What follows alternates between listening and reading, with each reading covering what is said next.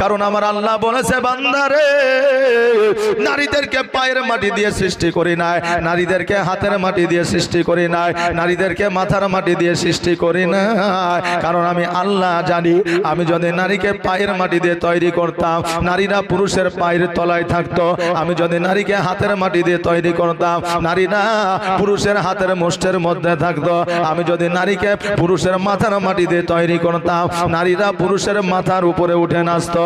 কিন্তু আমি আল্লাহ পায়ের মাটি দিয়ে তৈরি করি নাই, হাতের মাটি দিয়ে তৈরি করি নাই, মাথার মাটি দিয়ে তৈরি করি নাই, আমি পুরুষের বুকস্থলের বাম পাজরের মাটি দিয়ে নারীকে তৈরি করেছি। এই জন্য নারীর স্থান পায়ের তলে নয়, হাতের মুষ্টিতে নয়, মাথার উপরে নয়। আল্লাহ বলে প্রত্যেকটা স্বামীর কাছে প্রত্যেকটা স্ত্রীর জায়গা হলো বুকস্থলে, হৃদয় মাঝে। জোরে বলেন সুবহানাল্লাহ। নারীরা